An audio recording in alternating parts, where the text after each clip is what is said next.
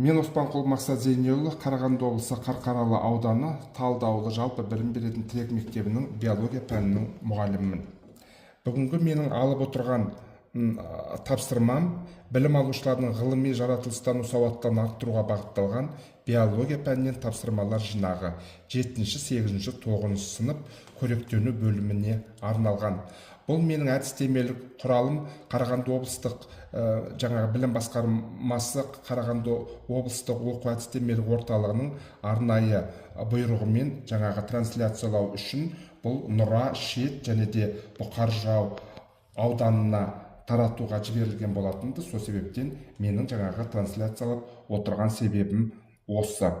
Енді мақсаты жаратылыстану ғылыми пәндер мұғалімдеріне білім алушылардың функционал сауаттылығын дамытуға бағытталған жаратылыстану ғылыми пәндеріне негізгі орта білім беруді мемлекеттік жалпыға міндетті білім беру стандарт талаптарына сәйкес оқу бағдарламаларының ерекшеліктерін түсіндіру және бағдарламадағы оқу мақсаттарының жүзеге асыруына бағытталған тапсырмаларды көрсету, тәжірибесін зерделеу және тарату. Күтілетін нәтиже мұғалімдер білім алушыларының ғылыми жаратылыстану сауаттылығын арттыруға бағытталған биология пәнінен тапсырмалар жинағы, яғни 7-8, 9 сынып қоректену бөлім бойынша озық педагогикалық тәжірибені өздерінің тәжірибесінде қолданады. Тапсырмалар жинағының мазмұны бұл әдістемелік құрал, бұл жалпыға міндетті білім беру стандарты мен негізделіп жасалған 7-8, 9 сынып биология пәнінен қоректену бөлімі бойынша жасалды. Онда білім алушылардың білім жетістігі мониторингіне арналған жаратылыстану ғылыми сауаттылық бағыты бойынша тест спецификасы 28 желтоқсан 25 жылға шығарылған жаңағы басшылыққа алынып отыр. Жаңағы сонымен бірге бұнда салауатты өмір салтын сақтау, өз денсаулықтарын күту, ауырмаудың жолын білу, ұзақ өмір сүру, өз денсаулықтарын қадірлеу, басқа адамдарға денсаулық туралы насихат жүргізу үшін жасалған тапсырмалар жинағы 8-ші, 7-ші, 9-ші сыныптарға арналған барлығы 52 тапсырма мен құрастырылған. Енді мына жерде көріп отырған жаңағы 13-ші тапсырма, бұл 9-шы сынып биология пәнінен нұсқаулық суретті мұқият қарап берілген тапсырмаларға дұрыс жауап беріңіз. Адамның ас қорыту мүшесі.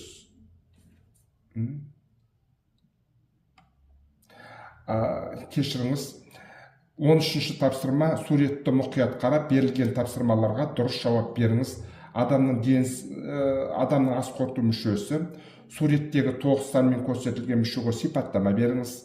2-ші тапсырма, қандағы инсулин, қандағы қанттың төмендеуі, глюкозаның гликогенге айналуы және глюкагон кері реакция қандағы глюкоза деңгейін арттыру, гормондар бөліп шығарады. Ол суретте қай санмен берілген? 3-ші сұрақ, 8 санмен берілген мүшеге сипаттама беріңіз. 8 санымен берілген мүше бұл өт, жаңағы бауырдан бөлінеді ғой. 4-ші сұрақ, ас қорыту мүшесін ретімен орналастыр деген тапсырма беріп отыр. Енді бұл әдістемелік құрал сіздердің қолдарыңызда отыр. Электронды нұсқасы, бұның астында жауабы бар. Жаңағы 1-ші сұрақтың жауабы ол табар. 4-ші сұрақтың жауабы жаңағы ас қорыту мүшелері ауыз қуысы, жұтқыншақ, өңеш, асқазан, жаңағы рет-ретімен жаңағы оқушылар бұны орналастырады, суретке қарап отырып. Бұнда жаңағы сурет арқылы беріліп отыр ғой, оқушы бұны қолма-қол орындайды. Өйткені мен өз тәжірибемде бұны байқап отырмын. 10-ші тапсырма, контекст беріліп отыр. Мұқият контексті оқып, берілген тапсырманың дұрыс жауабын беріңіз дейді. Бұнда оқылым, жазылым, тыңдалым дағдылары дамиды. Жаңағы контекст арқылы оқушы қолма-қол оқып отырып, жаңағы сұрақтарды жауап береді. Жауабы жаңағы контексті әрине бірінші оқушы бірнеше қайталап оқиды ғой, сонда өзінің жаңағы оқылым дағдысы қалыптасады дағы жаңағы 4 сұраққа қолма-қол жауап береді. Бұның да жауаптары астында беріліп тұр.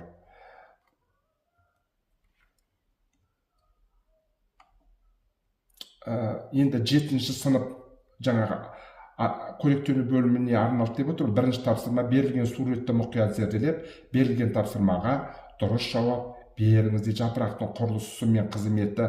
Міне суретте қарап отырады, бірінші санмен көрсетілген жапырақ бөлімін атаңыз дейді. Әрине бұл жапырақ тақтасы. Одан кейін үшінші санмен көрсетілген жапырақ бөлімін атап қызметін сипаттаңыздар дейді. Бұл үшінші санмен бөбешік беріп отыр. Бұл жаңадан шығып келе жатқан жапырақтарды қорғайды ғой. Міне сол жайында оқушыға алдын ала сабақта жаңа практикалық жұмыстарда қызанақтың түгеліміз көшетін жаңағы наурыз айынан бастап еге бастадық қой. Міне ең бірінші шығатын бөбешік жапырақшалар ғой. Ол кейінгі шыққан жапырақтарды қорғайды. Міне осы жөнінде оқушылар жауап береді. Одан кейін 5-ші санмен берілген жапырақ қандай? Ол 8 санмен көрсетілген жапырақ пен 5-ші санмен көрсетілген және де 6-ші санмен көрсетілген жапырақтың айырмашылығы: біреу сағақты жапырақ, біреу сағақсыз жапырақ. Міне осыны оқушы жаңағы, және де біз бұл кезде зертханалық жұмыста жасаймыз ғой, міне қолма-қол бұны айтып бере алады. Сағақсыз жапырақтар көбінесе бұл жаңағы астық тұқымдастарында кездеседі. Бұны оқушы айтып бере алады. Міне 8-ші сыныптың жаңағы 4-ші бөлімінде жаңағы бұл қоректенуге арналған ғой. Бірінші тапсырма: контекстті мұқият оқып, берілген тапсырманың дұрыс жауабын беріңіз дейді. Міне бұнда да контекст балаға шағын және де түсінікті болу керек қой. Міне сонымен бірге бұның 4 жауабы тұр. Бірінші сұрақтың жауабы В, бұл жаңағы лизосома. Екінші сұрақтың жауабы С, глюкоза. Үшінші сұрақтың жауабы С, төртінші сұрақтың жауабы А. Міне жаңағы бұны да оқушы өздері шама-шарқынша орындап жатады. Мына жерде 10-шы тапсырма. Бұнда берілген суретті мұқият зерделеп, берілген тапсырмалардың дұрыс жауабын беріңіз дейді. Міне сурет жаңағы түрлі түсті болса, бала жақсы жауап береді. Бірінші және 5-ші санымен берілген жапырақ бұл жаңағы үстіңгі қабықша мен астыңғы қабықша ғой. Бұның негізгі қызметі жаңағы жапырақты қорғап тұрады. Содан кейін міне лептесік бар. 9-шы ол туралы арқылы газ алмасу және транспирация жаңа судың булануы ғой. Жаңағы лептесік арқылы жаңағы жүреді. Одан кейін 3-ші сұрақ: 6-шы, 7-ші, 8-ші санмен берілген сілтеменің қызметін сипаттаңыз дейді. Міне 3-ші бұл түтіктер, 7 сүзгілі түтіктер және 8 талшықтар жапыраққа және беріктік қасиет береді. Сонымен қатар су мен минерал заттардың тасымалдануына жүзеге асырады. Одан кейін 4-ші суретке қорытынды жасаңыз дейді. Жаңағы 1-ші сан мен 9-ші санмен берілген мынау беріліп тұр ғой, соған жаңағы біз 1 мен 2-ні айтып өттік, 6, 7, 8-ді айтып өттік. Қалған жаңағы 2 борпылдақ жасушалар, бағаналы жасушалар, олардың қызметі анау суреттің өзі жасыл болып тұр ғой, жаңағы фотосинтез процесі жүреді. Бұған балалар қолма-қол анықтама беріп жаңағы жазып береді. Міне мына жерде 9-шы сыныпта бұнда суретке мұқият зерделеп, берілген тапсырмаларға жауап беріңіз дейді. Аурудың аты бұл әрине рахит, мешел ауруы. Аурудың белгілері жаңағы көрсетіліп тұр. Бұл аурудың белгілері: басының үлкен болуы, аяғының қисайып кетуі жөнінде. Бұл аурумен ауырған балалар жұқпалы аурулармен көп ауруының себеп жаңағы балалардың иммунитеті түсіп кетеді ғой. Міне сол жайында балалар қолма-қол айтады. Енді бұл ауру қазір өте сирек, өйткені балалар туғаннан кейін дәрігердің көмегімен 3 жаңағы D3 дәруменін үнемі қолданып отырады ғой, профилактикалық жаңа алдын алу үшін. Бұны алмаса балалар жаңағы мешел ауруына міндетті түрде алады. Мешел ауруын біз күннің көзінен аламыз. Аурудың алдын алу шаралары туралы қорытынды жасаңыз. Күннің астында көп жүру, тамақты дұрыс тұтыну, жаңағы дәрігердің кеңесімен дәруменін алу, және де дәрумені бұл ешқандай өсімдіктердің құрамында жоқ дәрумен біз тек қана тамақтан, сүттен, ірімшіктен аламыз ғой, және күннің көзінен. Бұл жөнінде балалар бұл жаңағы дұрыс жауап беріп жатады. Және де қазір енді бұл ауру өте аз, неге десеңіздер, қазір елдің барлығының көзі ашық. Жаңа саламатты Қазақстан бағдарламасы негізінде көптеген аурулардың қазір беті бер қарады ғой.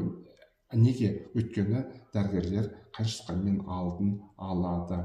Міне тағы да контекстпен сурет беріліп отыр. Сурет өте анық, көзге тартымды. Контекстте шағын балалар жаңағы бұны оқидағы қолма-қол ас қорыту мүшелерінің қай бөлімінде өттің өзегі ашылады. Міне әрине бұл неде өттің өзегі, өт жаңағы бауырдан бөлінсе 12 елі шектемін. Осындай жаңағы қарапайым сұрақтар, және де бұл қазіргі мадода да бұл жиі кездеседі. Функционалдық сауаттылық тапсырмалары түгел өмірде алынып, өмірде қолданылатын тапсырма. Күнделікті біздің осы күнделікті істеген жаңа атқарған жұмысымыздың түгел функционалдық сауаттылыққа негізделген тапсырмалар ғой. Сол себептен мен де осы биологияда осындай тапсырмаларды алып отырмын. Міне ас қорытудағы өттің рөлі, бұнда да тағы да контекстті алып отырмыз. Оқиды дағы жаңағы бұны балалар дағдылану керек. Неге десеңіздер, бұл оқылым дағдысы дамымай балалар жаңағы қорытынды жасай алмайды.